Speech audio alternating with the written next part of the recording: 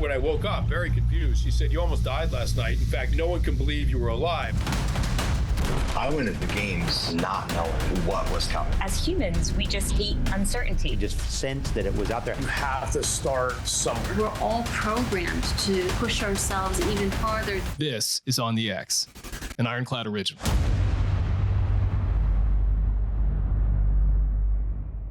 Welcome to On the X. My guest today is Dr. Cassie Holmes, a professor at UCLA's Anderson School of Management, an award-winning researcher on the intersection of time and happiness, and the author of the best-selling book, Happier Hour: How to Beat Distraction, Expand Your Time, and Focus on What Matters Most. Her work has been featured in the New York Times, the Wall Street Journal, The Economist, and NPR, and her insights are helping people around the world shift from feeling time poor to living time rich. Today, we're diving into how to design a life filled with purpose, joy, and presence, 1 hour at a time. So here we go with Dr. Cassie Holmes on the X.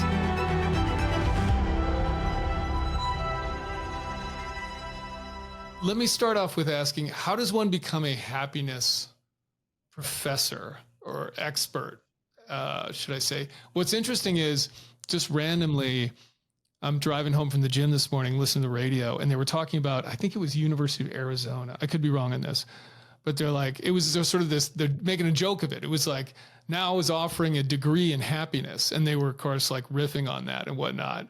But it sounds like it's been around for longer. You teach this stuff. So how does one become an expert in that? Yeah. And I started doing research in the area before teaching it. Well, my background, I'm a social psychologist in training. I did my PhD at a business school, actually getting a marketing degree, where it's really looking at, what drives the choices that we make and the satisfaction with those choices. And then I was interested during my PhD program of people's satisfaction, not with their just their choices of like which magazine or coffee, but really their choices, life choices of how they spend their time. So with satisfaction, sort of within one's experiences and about one's life overall being the dependent variables, the outcome variables that I was interested in. So that is what I've studied. And then from finishing my PhD, where I was really looking at what's the effect of focusing on time versus money, on satisfaction and happiness. Then I was a professor at Wharton, where I continued to do research on the topic, but taught more traditional marketing courses like brand management. And then when I moved to UCLA, driven by my own happiness of wanting nice weather and to raise my kids near the beach, I was realizing that there's actually a lot of academic and good research that can speak to these questions that so many are grappling with, of these decisions of how should I spend my time? How do I invest myself so that not only do I feel fulfillment during my days and during my weeks, but at the end of my years, I can look back without regret, and recognizing that there's a lot of sort of meaningful answers to those questions in the academic research that, no offense to me as an academic, nobody reads. So I was like, there's a lot of knowledge here. So that is what propelled me to develop the course that I've been teaching at Anderson to our MBAs, our executive MBAs, for the last 6 years, called Applying the Science of Happiness to Life Design. And at that point, there was a course that had been taught at Yale by Laurie Santos that had sort of reached an undergrad audience. And my course, and now since there have been other courses that have been looking to reach a sort of different, broader audience, I'm interested in a professional audience to answer these questions. And then, since not everyone can sit in my 10-week course that I teach my MBAs, when I was approached to write the book, I was like, absolutely, because these empirically based findings of how we should be thinking about and investing our time, I have seen the impact it's had on my students, both during the course and then hearing years afterwards how it played out in their bigger decisions in life and their satisfaction. And like, this can help people. And so in writing the book, I have been able to reach that broader audience. So there is a science to it in terms of there are empirical studies. And then the sort of silly part is the term happiness, right? I think that's where you get the laughs. Like, are you kidding me? You know, when my kids are asked, what does, your mom do? And they're like, a happiness professor. People immediately are like, ha, that's not a thing.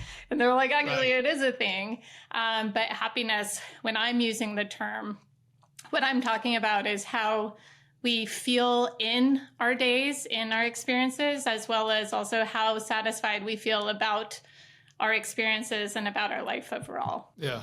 It's funny. The title of your book, Happier Hour, that when I just have knowing nothing about it, just seeing the title, I was like, my initial reaction was, it's already pretty fun to go have drinks with people. I don't know how you make that better. Like that was my, my instinctual response to it was like, yeah, happy hour is pretty fun already. Like this will be exciting to know how I can make it even better. But clearly that's not what the book is about. Yeah. You start off the book though with a story of your basically feeling stressed out, but overwhelmed, so to speak, of just like having no time.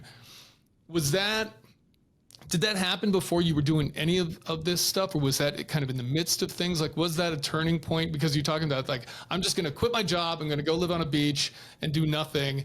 And it turns out that's not the answer either. But was that truly like a pivotal moment for you where there was a little bit of a light bulb that went off? Yes. It was a pivotal moment. So in the opening of my book, what I am sharing is this, when I think back to it, I like still sort of get activated. So I was an assistant professor at Wharton. So tenure track. So working my butt off in sort of aspirations to get tenure. And I had a young baby, and I had a husband, friends I wanted. So it's like all these things that I wanted was working to make life full and good and productive. Yet it was all a lot given the limited time that we had. And there was this night that I was coming back. I had gone up to New York to give a talk. And I sort of barely made this last train home that would get me back to Philly. And I made the train, but I was absolutely exhausted, sitting in my seat that night and looking at the night lights whiz by. Like, I don't know if I can keep up, right? Between all of these pressures of work, being a good partner, a good friend, the never-ending pile of chores, a good parent, there were not enough hours in the day to get it all done, let alone do any of it well, let alone enjoy any of it along the way. And with this wanting of more time, that's impossible, right? We all only have 24 hours in a day. And so I was struck that it's just not possible to do all of this with the limited time that we have.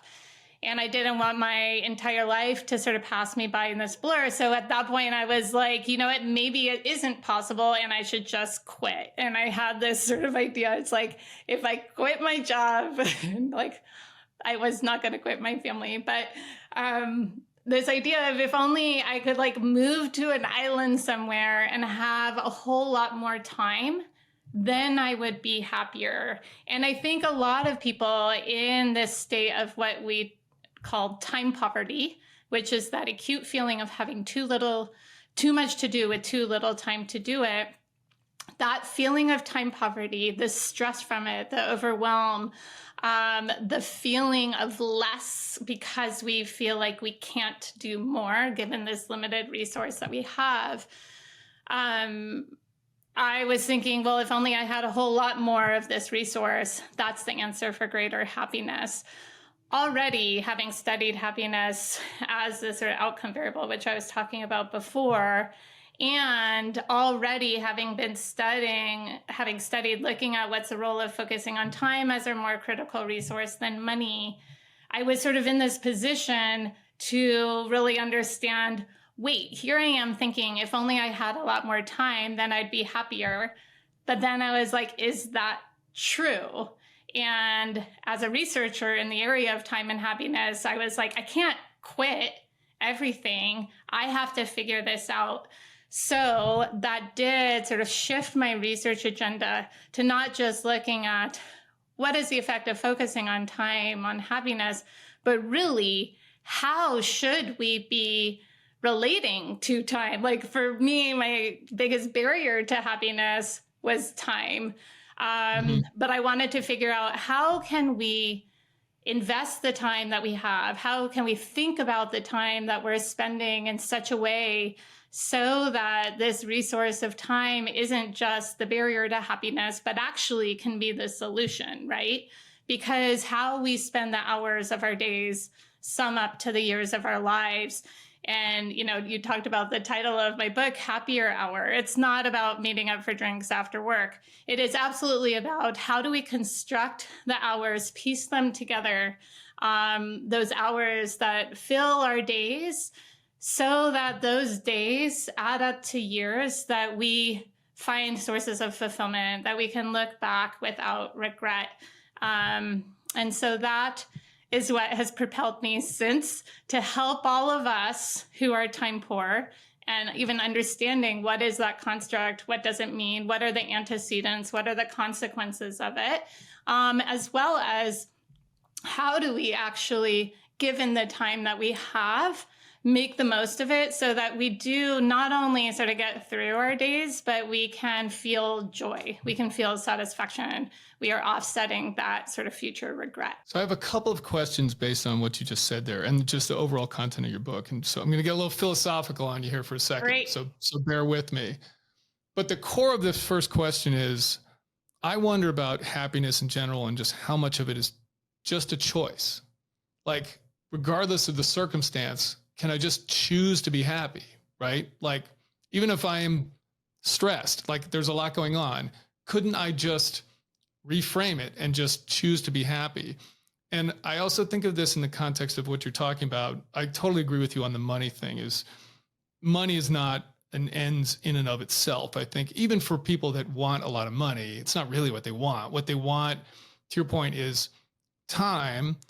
But to me, you can keep taking that further down and you can say, and they want time because they want choice. They want freedom, right? They want the freedom to be able to say at any given moment, I'm free to do whatever I want, which means what they really want is choice, which to me gets back to, can't you just choose to be happy, right? So you end up with this like circular type of thing. What's your cut on that? Yeah, there is a lot. We can choose to be happier. And actually going back to the title of the book, it's not happy, it's happier.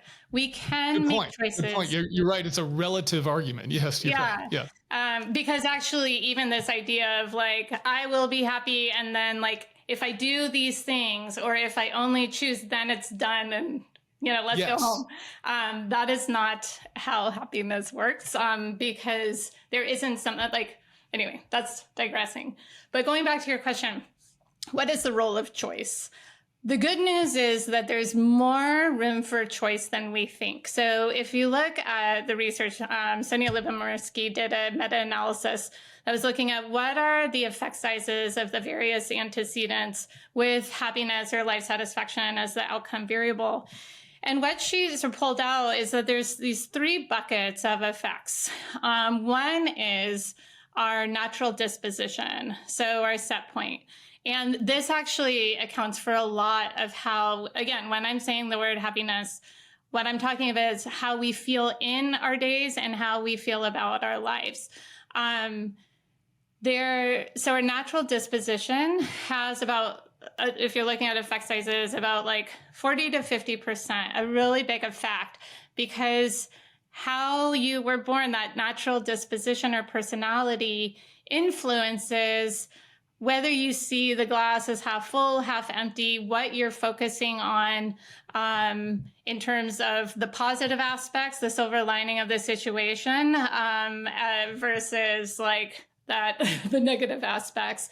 And also in that positive framing that naturally happens from one's personality, that's also a motivator. So it sort of propels further action to engage because there's that positivity or optimism. So we don't have, though, influence on our natural disposition, right? That's what we were born with.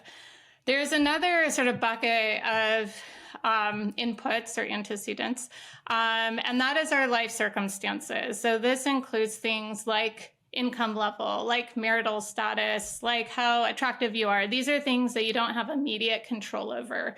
And our circumstances do have some effect, but these are the things that actually, when people are like, oh, the secrets to happiness, if only I had a lot of money, if only I were super gorgeous, if only I found someone that I wanted to spend the rest of my life with, then I would be happier. But these circumstances have about a 10% influence on our happiness. So if you're adding up percentage, 50, 10, there's something left over. And the 40% is the part that where agency does come into play, where choice does come into play.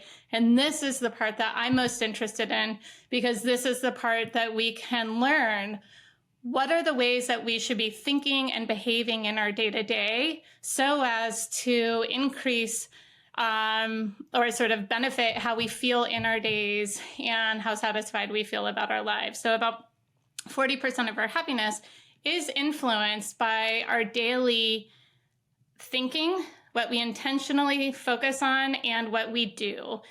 And so that is what we have choice over. And what's interesting is a lot of these practices, you can't say just like, I'm going to be happier, but we can choose to think in ways, behave in ways that are conducive to feeling better in and about our lives. And what's interesting is that those sort of intentional practices very much reflect how chronically or naturally happy people tend to think and behave. And so you're almost like pulling in this intentionality, this opportunity to choose, to invest ourselves, to focus on, and I actually frame everything in terms of time. How do we think about the time that we have? How do we spend the time that we have so that we feel better in our lives and more satisfied about our lives? So there is choice that comes into play. Yeah, because we all know that person that is just like happy all the time. We probably have met somebody like that or have a good friend or something like that, where they're just, and they probably don't have tons of money or any of that kind of stuff. They're just like a person where it's like, they're happy almost all the time. And I always go, what is this person doing that I'm not doing? Or to your point, is that just some people just born like that? Like their disposition is just to see the world through rose-colored glasses or something like that. Yeah. And I will say, I have been accused of being one of those people who just seem to be happy all of the time. But regardless of one's natural disposition, regardless of one's circumstances, there are bad things that happen, right? And so in my life, when I was sort of earlier than the night on the train, that by that point, I was very much in the study of happiness. But when a bad situation happened to me and I was feeling very unhappy and depressed, I was like, wait, what is it? I can't just rely on my disposition because I'm not feeling happy right now. And I couldn't, it was the set of circumstances that happened to me that was undermining my happiness. So I couldn't rely on those.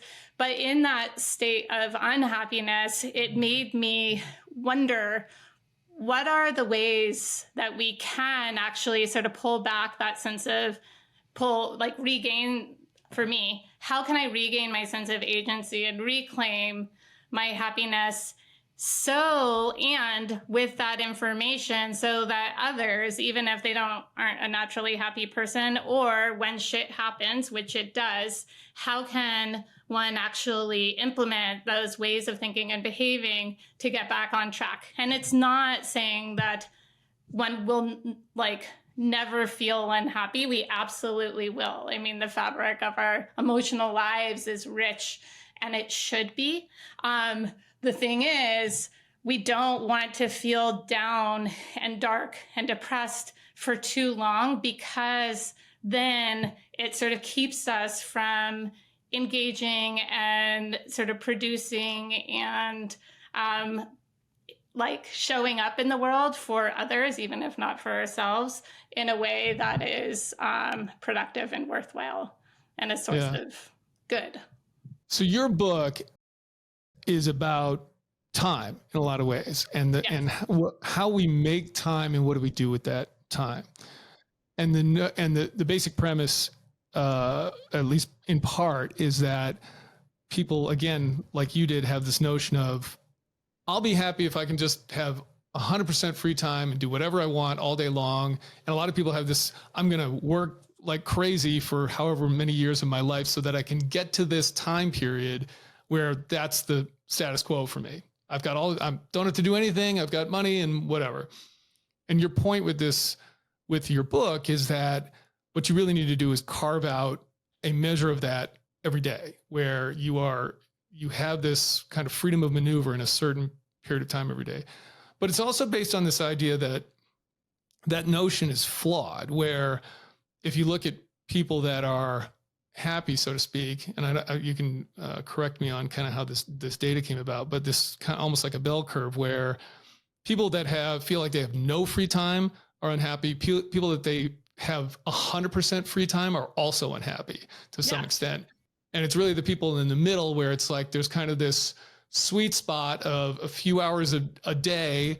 You've got things going on and you have obligations and you have work and whatnot, but you have enough of this agency, choice to do things from a time perspective that is kind of the sweet spot. So just talk about that a little bit, how that concept and works. I'm so glad you're sort of bringing us back to that, because as I was saying, when I was like, oh, the solution for my happiness when I was feeling extremely time poor would be to have a whole lot more time.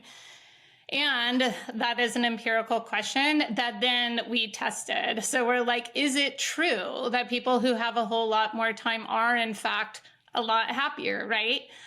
Is it true that if I were to move to the relaxed island that I would be happier? Is it true that for all of my MBA students who are like, I'm going to work really hard to retire early, like, is that goal of retirement also the source of fulfillment and happiness? And so we tested it. We looked across studies. And one of the studies, what we did was we analyzed data from the American Time Use Survey. So it looks at tens of thousands of working as well as non-working Americans, how they spent a regular day. And from that, we could calculate how much time they spent on discretionary activities and relate that to their own reported life satisfaction. So, how they feel about their lives. And what we found in this data, as well as in our other studies, is, as you were saying, a sort of upside down U shape, or like an arc or a rainbow, where happiness actually goes down on both ends of the spectrum.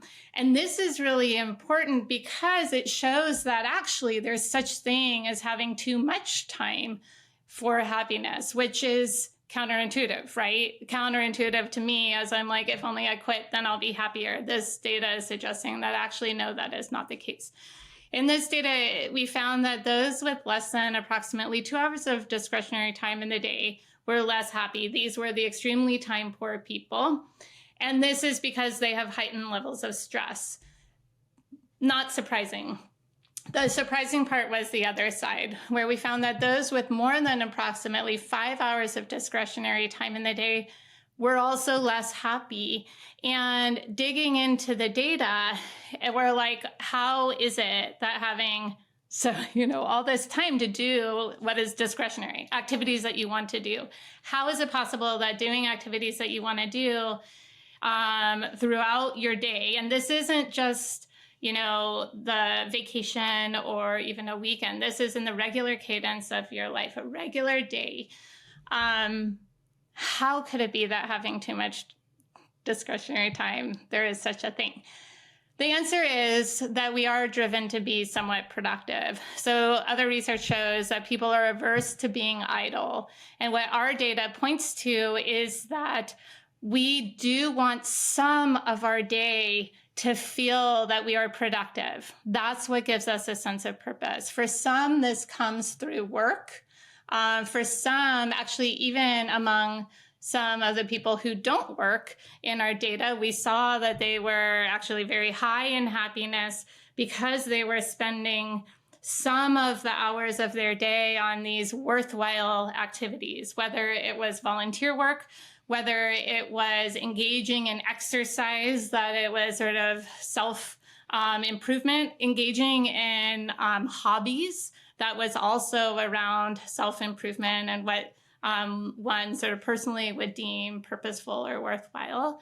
And so this is pointing to is like when you have so many hours of the day with nothing to show for it, that undermining our sense of purpose leads to lower satisfaction. And so this is helpful because it points to that sort of sweet spot, which isn't a spot. It's actually a pretty wide range between 2 and 5 hours of discretionary time in the day. The data is flat, and that's suggesting that for the most part is actually not about how much time you have available. It's really how you spend the time that you have. And also, if you have the too much time, we actually saw that those who had a lot of discretionary time in the day, when they spent that discretionary time on sort of personally enhancing activities like exercise, hobbies, volunteer work, or really engaging in their social relationships, you didn't see this dip. The too much time dip really happens from sort of extended passive leisure. So all of this is pointing to that this idea, here I am studying time and happiness. The answer for greater happiness is not about having a whole lot more time. It is about, with the time that you do have available, how do you invest it in activities that do feel worthwhile, that are satisfying and personally fulfilling, that do bring around joy, as well as when you're spending your time, how are you thinking about that time such that you're getting the most out of it?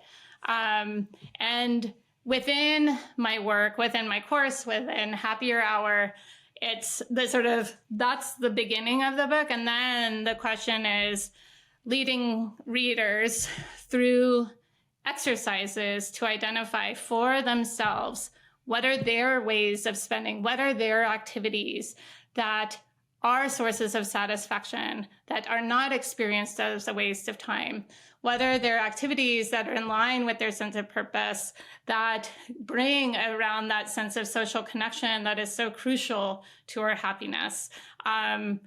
So there's a lot around that, and it's shifting us out of just being reactive of when we feel time poor. We tend to be reactive. We don't have a sense of agency. We are just responding to what seems urgent, irrespective of its importance to us.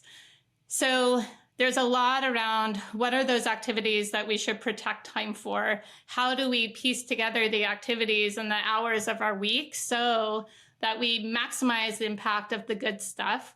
And there is stuff that we have to do that we don't necessarily want to do, but it has to be in that schedule. How do we put those, engage with them so that we're minimizing the impact of that bad stuff? But as importantly, in terms of as importantly as the activities that we choose to spend our time on, it's also how we engage in that time that we're spending, where time also comes into play, because even if it's an activity that brings you great joy and is a source of satisfaction, if it's something that you do every day and is part of the fabric of your life, then you stop noticing it over time. And I shared in the book the sort of story of me walking my 3-year-old to school.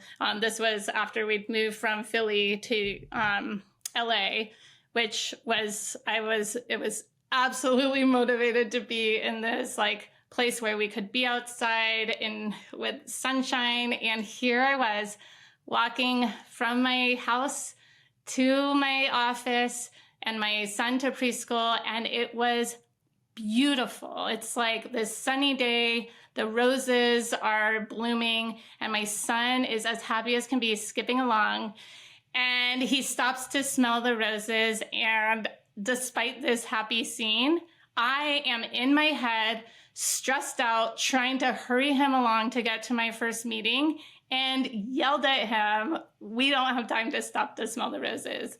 Like, I literally yelled it out loud. And hearing that, it's like, oh my God, like, I can't even pause, like, let alone like stop. Like, if I were just to even notice as I was walking by without pausing and not yelling at my son, it was a perfect way of spending time. The circumstances were perfect, but I was in my head totally missing out. And so recognizing that it is, I mean, you brought up before the role of mindset. That too comes into play, because you can set everything up so perfectly, your circumstances. You can have all the money, live in the neighborhood that you like want to, have this house, have this wonderful, these wonderful kids, the job that you also worked really hard for. Yet that's not necessarily going to make you happy if you are sort of in your head, focusing on the sources of stress, not even noticing the good that's right there. And it's natural that we get used to stuff. Hedonic adaptation is our natural propensity to get used to things over time. So when you do the same thing again and again, when you're with the same person again and again, they stop having as intense of an emotional impact on you. That is, we adapt. And it's good that we are adaptive, right? When we are in negative circumstances, it is good that we become more tolerant and adapt to them such that they are not affecting us as acutely. But it's bad that we also adapt to life's good stuff. So if these things, again, that are objectively joyful and sources of joy, yet you've gotten so used to it that you barely notice it anymore, that is something to be aware of. Now, how do we sort of offset this hedonic adaptation? I share in the book a few ways. One is variety. So if you infuse variety into your days, or actually there's research that shows that couples who have who engage in novel experiences together, you see greater relationship satisfaction because there's variety in how they engage with them, with each other. Taking breaks from whatever it is that is a source of joy, the dryuary, there's something to be said for that. Taking a break so that come February, that glass of wine tastes lovely, and you are noticing it and savoring it. Or when you're coming back from vacation, it's like your bed. You're like, oh my gosh, I've never been so happy about you, bed, because you don't notice it when it's part of your daily fabric. Another thing is recognizing that our time is, in fact, limited. So just because something is an everyday type of experience now, it does not mean that it's going to continue to happen every day, and certainly not like it does now. That walking to school with my son, now he's starting middle school. So not only is he not in preschool where it was on campus and I could walk from our home, and so now we have to get in the car and drive, but also now when we are on that commute, he is, studying for a test, or, he's stressed out about what it is that he's going into. And so these activities that are a fabric in our life that bring joy, if I had known then that there were only, a few percentage of those times of walking him across campus to his preschool left, then maybe I would have slowed down and noticed those flowers too, or at least not yell at him, for smelling the roses. And so counting times left is a very effective way to offset hedonic adaptation for something that is an activity that brings you joy, that's part of your sort of day-to-day life. Count how many times do you have left to do this activity in the way that you're doing it now. Also put that in the context of how many times have you done this activity in the past, and summing up, with that estimation of, all right, how many times in the future left, right? So the walking with my son to school, if I had counted, I would have realized, oh, you know, at some point he's going to start being driven to school. Sometimes it will be me, sometimes it won't. That's actually next year he's required to take the bus, so I will not be involved in getting him to school. And then, of course, when he's off at college and has moved across the country, I will not be part of his morning routine at all. And counting, recognizing that I had only a little percentage of times doing that activity in the way that brought joy, absolutely makes us pay attention. First, makes us make the time for those activities, but also when we're spending or engaging in that activity, instead of thinking about what's next, you know, stressed about the meeting or distracted on our phones, it makes us pay attention and savor those moments of joy. In some of my research, we were looking at what are those experiences that produce the greatest happiness? Is it the extraordinary experiences like incredible vacations, life milestones, you know, going to these incredible cultural events like concerts? Or is it those simple shared moments with loved ones, whether walking to school or enjoying a treat or noticing the nature around you? And what we found was that the happiness from ordinary or extraordinary experiences was influenced by age, and more specifically, how much time people felt like they had left in life. Among young people, it really is those extraordinary experiences that produce greater happiness than ordinary experiences. But we found that as people get older, more specifically, as people start recognizing that their time in life is finite and limited, it makes them pay more attention to the time that they're spending and savor more.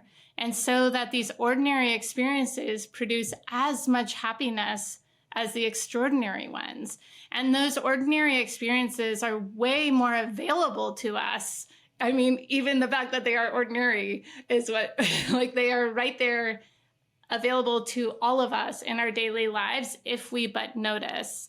And so with this intentionality, with this recognition, it allows sort of young folk too, not just to always be thinking about what's next or what's incredible, what can they like post on their Instagram that will be that incredible vacation, but it is really about how do they notice and really savor the good stuff that's right there so that they ultimately don't look back with regret. And for among older people, it is recognizing that, in fact, yes, this preciousness of time. So here we go back to this relationship between time and happiness, that time is a means to an end, but it is also an end in itself because it is the way that we're spending in our days. That is the fabric of our lives. And if we are just moving through it, waiting for what's next, then we're missing out on so much of it that's actually already happened.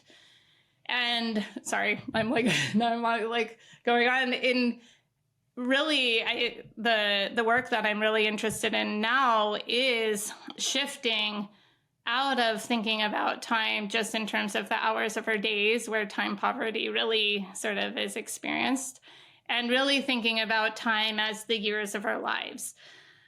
Because in our research, we have found that those who think about time, taking this broader perspective, thinking about their years in life as a whole, as opposed to just being sort of imbued with the hours of today, those who take a broader time perspective report greater life satisfaction, greater meaning. They also report greater enjoyment during their days and lower feelings of stress. One of the drivers of that is that they are spending their time in terms of what's important to them, not just reacting to what is presented as urgent. And in my course and in the sort of last chapters of the book, I push people to really think about their time as their life. And these sort of even thought exercises of projecting forward to the end of your life. How do you want to be remembered? What will be said about you at your memorial? How did you show up over all of the years? How do you want to be remembered? And this, given my age, unfortunately, I have attended a lot of funerals recently of parents. And it leads us to take that broader perspective of it's not about hour by hour, but it's really taking that perspective of what matters to you. What are your values? How do you want to be? How do you want to show up? How do you want to have really invested your time so that there's no regret? And a lot of that too is so that you haven't missed out along the way. And so really we should take what we want our years to look like to inform how we spend our hours today, both protecting time for those activities that are sources of satisfaction, joy, purpose, fulfillment, but also when we're spending that time, we aren't absolutely missing out on it. Even in another exercise of asking my students to identify someone towards the end of their life who seemed to have done it right, that a respected elder whom they admired, who seems happy with their life, asking them, what is their greatest source of pride? What is their greatest source of regret? So that their answers looking back can inform our choices, going back to your question around what's the role of choice in happiness, can inform our choices about how we invest our time and how we invest in the people and in our activities. That one of the sources of regret that is often shared at that point was not having paid attention during. That is, they missed out because they were too forward thinking. And so given that there's such a low bar and so much opportunity for greater happiness if through simply noticing. So that intentionality of paying attention when you're spending in these particularly joyful or potentially joyful ways, but also being intentional about protecting time for those amidst the busyness of our lives, despite being incredibly time poor. On the X is brought to you by Mechanics Wear. Mechanics Wear gloves are kind of the go-to glove, I think, for most people out there, whether it's working around the house or on the job or some kind of tactical setting. That's certainly been the case for me throughout my life, and they've made a whole bunch of improvements to the gloves that they have out there. So they've got the kind of original series here with the Velcro backing, Velcro close that most people can use in sort of everyday settings, very ubiquitous for various things that you might want to do. Then they've got these fast fit ones, which you essentially just slide on. There's a little loop there around the wrist where you can pull them on. And then they've got the Impact series, which has a reinforced backing to protect your knuckles. And then they've got this lock ring reinforcement around the thumb now, where there's a lot of wear and tear. There's a whole bunch of other improvements to these, and if you go to their website, they literally have a 5 to 7 minute video about each one of these sets of gloves and all the improvements they've made, from the material, reducing the seams, making them more reinforced, making them more moisture wicking. It's clear that they put a lot of care and attention into their gloves, and if you listen to the guy talk on the website, they really love gloves, and I think that that comes out in everything they do. When I'm going out to a hardware store and I'm looking for some gloves, I almost look at everything else as just kind of a cheap knockoff. So definitely my go-to glove, highly recommended. Mechanics Wear gloves, they're available at most retailers on mechanicswear.com and GSA Advantage, and they're proud to offer an exclusive 15% off discount through the ID.me program to military veterans and first responders. So check them out.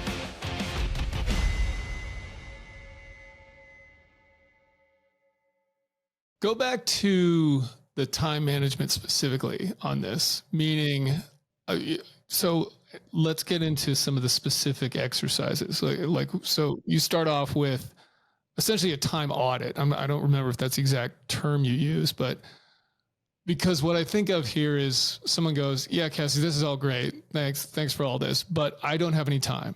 Mm-hmm. I don't have any time in my day, right? I don't have any of this. So what do I do? Well, it's great because that is often a question, and it is one that it was like, that's what motivated all of this in the beginning, right? So time tracking. Time tracking is an exercise that I absolutely encourage everyone to do, both as a way to identify what time actually do they have available that they don't feel like they do, but also when I was talking about how important it is to recognize what are those activities that are sources of satisfaction for you. So time tracking is over the course of a week, writing down for each half hour, what are you spending your time on? And coming out of that activity for each half hour, how do you feel on a 10-point scale? How satisfied, positive, happy, it's a 10-point scale of positive, 10 being the most positive to 1 being the least. And while it is very tedious to do this for a week, and also while people might have barriers, they'll use the excuse, I don't even have time to track my time. That's an excuse. Also, there's the scariness of like, what will I see?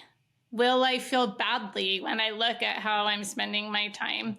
But this isn't for anyone else. This is for your own data collection so that you can be informed in your decision making.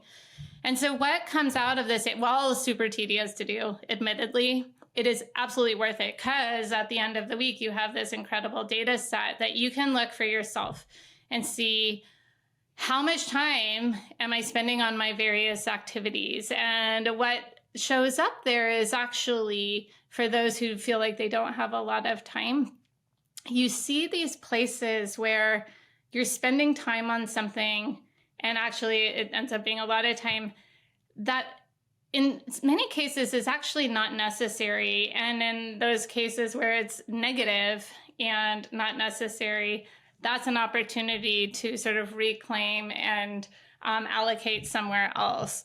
For like the typical examples here are among my MBA students, it is actually not just my MBA students, when I speak to adult audiences too, it is social media or time on their phones. And even if it's not social media, it's like reading articles. It's like time on their phones that they're like, think that it's just here and there, but then you actually add up and it's hours within a day, let alone tens of hours across a week. And looking at how they feel from that time, it's like, not only do they recognize, oh my God, I had no idea I was spending this much time, but also it makes me feel really crummy. And they have this notion of like, or actually TV watching is another one. It doesn't make people feel crummy, but it's quite low. It's sort of very middle in terms of how it makes them feel. But they spend, at the end of the day, they're like, oh, I'm tired. I'll just watch a few hours here. And then those few hours each night end up being a lot of hours. And then they look at their own ratings, not like me saying social media is not fun, or like TV. There are other ways of spending your evenings that could actually be more fulfilling. They see that for themselves. It's like, oh, social media actually makes me feel terrible. And TV watching the first half hour is fun, but then they see their ratings go down as the hours go by. So what is pointing out is like, okay, this is actually time that you can reclaim and allocate somewhere else. But also you have these surprises of what are those activities that are really worthwhile. So you can look, okay, what, if you're looking at your data, what are the 3 activities that got your highest ratings? And then looking at what are some commonalities of them and why? Like, why is it that you think that produced the greatest happiness? Oftentimes it is not the TV watching. And sometimes it's also during the workday. And then you see also what are those activities that are the least positive? And there's the question of what are some commonalities there and why do you think that those are leading to that low level of happiness? All of this is information so that you can, going into your subsequent weeks, be like, oh, my source of happiness is when I was able to like have a conversation with a friend. And here I am thinking I don't have time to meet up with friends for dinner because I'm so busy. Yet, actually, there's a lot of those evenings where I am watching TV. And like, this is an opportunity just to reclaim, one of those evenings is meet up with friends for dinner, and then you'll get the higher satisfaction and you have the time available. One of the things you point out in there, though, which I think is interesting, is that satisfaction or happiness isn't necessarily just fun. And I think sometimes that can be misconstrued for people, right? Or like those two things can be conflated. And you have this graph where you basically take these things, you plot them on this XY graph where the y-axis is fun. So the more fun something is, the higher it is up on the y-axis. But the x-axis is meaning or purpose. Mm-hmm. And a lot of the things that promote satisfaction or happiness aren't necessarily fun, but they're meaningful and they're purpose driven. And I really love this exercise where, right, like the ideal thing would be super fun, super meaningful. It's like up in that upper right quadrant there. But I thought that was such an interesting way to sort of graphically represent what you do on a given day, and then what you do is the amount of time you have is like a bigger circle, right? So it's like, I spend more time on here's where it lands. How much time am I spending on this? So big circle. So again, the ideal would be like everything is super fun, super meaningful, and that's where I spend all my time, right? But that's not the reality of it. I thought that was a really cool way to think about those things because, again, I think it's something that we can think incorrectly about, where it's just about fun all the time, and purpose comes into it too. Totally. And the misprediction actually really shows up when you do the time tracking, because it's those activities that are just fun that we think like, oh, those are the activities that are going to make me feel happy. But actually the time tracking, your own ratings, what I have seen is that your own ratings are actually picking up on that right quadrant. It's like coming out of that activity, how did I feel? And it's like the good stuff is like that feels really good coming out of it. And it is those sources, like what you see tends to be the sources of when you feel really connected to someone or really connected to yourself. That exercise, is really fulfilling, or the part of your work hours that are actually give you a sense of progress and productivity. But there's a lot of work hours that are like in the dumpsters. It's like, not only is it not meaningful, it's like a meeting that you were told to show up to and was a waste of everyone's time and not fun. So it's like, you want to avoid the bottom left quadrant too. But it's not like all of your week. So it's like, this is information for what are those activities that you want to protect time for. Put into your schedule, make sure that they are there. And it's not from asking, oh, what's fun or happy, or what do you enjoy? Because you get mispredictions about yourself. And you don't get that sort of intensity or richness of the positive emotion, right? It's like the happiness and meaning it's the really good stuff. But then it's like even identifying what are those activities that are like required, not required, and sources of satisfaction, and then piecing them into an ideal week and I call it like time crafting. So you go from time tracking as your information gathering about yourself, and then time crafting, how do you take this information and sort of construct and schedule an ideal week where you are protecting time for some of those really good things that you need, like the exercise. That also in the time tracking is interesting. It's not just exercise is one of these things that people feel better even like immediately after doing it than they anticipated, but also the carryover effects onto subsequent activities. So you can see in your data that it's like you get this boost in sort of positivity that then transcends and sort of carries over into subsequent activities. So with that recognition, how do you construct your schedule in a week to increase or sort of maximize the impact of the good stuff, minimize the impact of the bad stuff? So we haven't even talked about when there is stuff that you have to do that you don't want to, what are some strategies to make it feel more worthwhile? So bundling, or for work, identifying the purpose, like why are you doing it? Those can be sources of good. But also even the intentionality of recognizing that your time is so precious. And so again, it's like choice plays a big role, but also responsibility for your own time. It is ultimately up to you how you spend your time. Nobody else has the same motivation or intention to make all of your time sort of as satisfying and worthwhile as you should be motivated to do or to be. But also, and I think looping this back, it's really important to point out that for this construct of happiness, how we feel in and about our days, it is sometimes written off as selfish or frivolous. And it isn't, because there is plenty of research to show that when you feel better in your days and about your lives, when you feel happier, it actually makes you show up better for those around you. There's research and also in the work that you do. Research shows that when you feel happier, you are kinder to others, you are more patient, you're more likely to help others out. Absolutely, family members and friends will be the first to say that it benefits them when you feel happier. Also in the work setting, when we feel happier, it makes us more creative. It makes us more adaptive in our problem solving. Happy employees are more motivated, they're more engaged, they're more likely to persist in their work, as well as work for the benefit of the organization beyond themselves.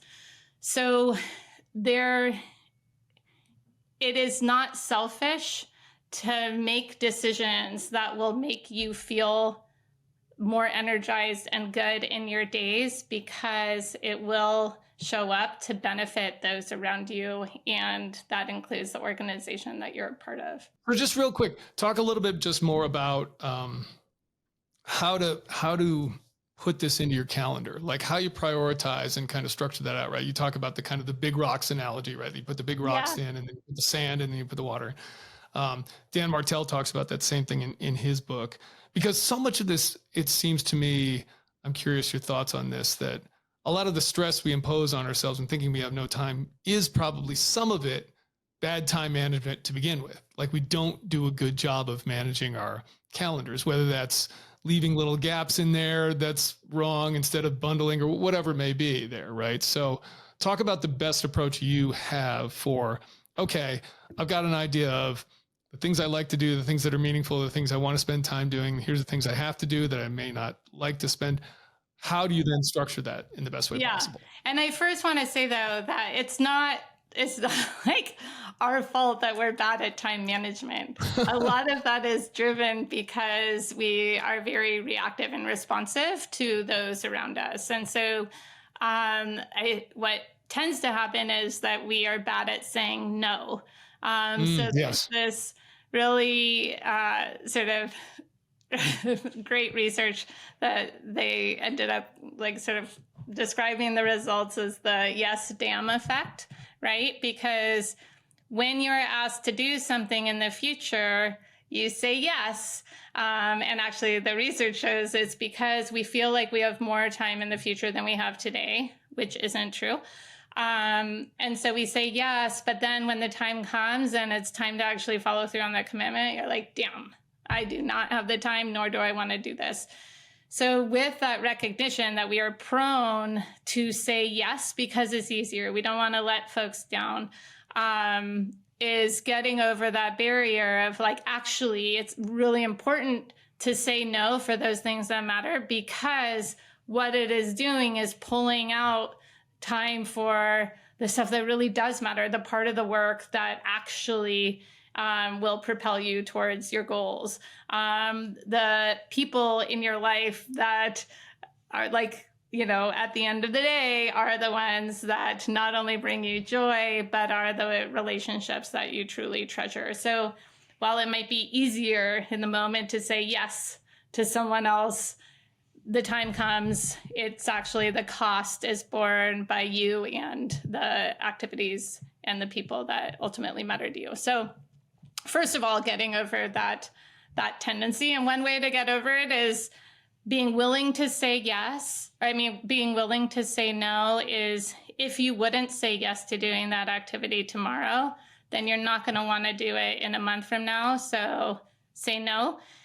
Also, there are ways of saying no that protect the relationship. And this is the yes, no, yes approach, which is that you, and I regret sharing this because then when I use it, people are like, oh, you're actually just saying no to me. But in any case, the yes is like whatever the request is, like, oh, that is such a wonderful thing and I would love to do it. The no is, unfortunately, I don't have time right now. But then you end with a positive, like, keep me in mind in the future, or good luck, or and so if you figure out a way to say no in a way that is kind and protects the relationship, then you're more likely to say no. But Right. That doesn't answer your question of, in crafting your ideal week, I think the first step is picking what are those 3 activities that are so crucial to your sense of joy and satisfaction. And for me, it is absolutely the sort of precious time with my kids, that sort of in between time. Like, I have this weekly coffee date with my daughter. She drinks hot chocolate, I drink coffee, and it is 30 minutes that I have absolutely protected for the last 5 years, for time for the 2 of us just to be together and chat. The other is actually the part of my workday where I am producing work that's in line with my purpose of creating and disseminating knowledge about what makes people happy. The other is exercise, because I know that when I don't protect time for exercising, then I not only feel bad about myself, but I'm like a jerk to everyone around me. So for me, those are the 3 things that I absolutely protect time for. And when I say protect, it is because they don't get into my schedule according to anyone else. I'm the one that has to put them in there. And then placing them in part of the week where I will have the appropriate energy for this. I'm like going through this all really fast, but the book sort of leads up to, based off of all the strategies across the book and insights, this is the second to last chapter where it's like piecing it all together. How do you sort of spend the week? And it will also notice what it's not. It's not like optimizing every hour. What it is like optimizing, zooming out and looking across the week. How do you actually piece together those hours so that at the end of the week you feel satisfied?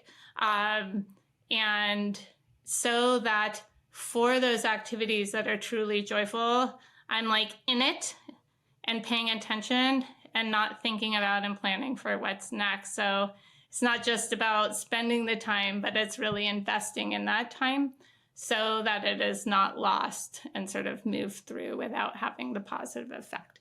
Because ultimately, when it comes to time and happiness, the answer is not about having a whole lot more time, like we said. And it's really not so much about how much time you spend on any activity. It's really about, given the activities that you're spending your time on, how do you make them truly count? Because it's not about quantity, it's absolutely about quality. And with that, we can find extraordinary joy and satisfaction in the time even that we're already spending. Nice. Well, I know you got to go, so I appreciate you going over a couple of minutes with me, and thanks for being here and sharing this. And as per your book, you are right on time here in terms of I got to get to my next thing, and telling me no, we can't go any longer. So we'll end it there. But I appreciate it. The book is Happy Hour. Cassie Holmes, thanks so much for being here. Appreciate it. Thanks for having me.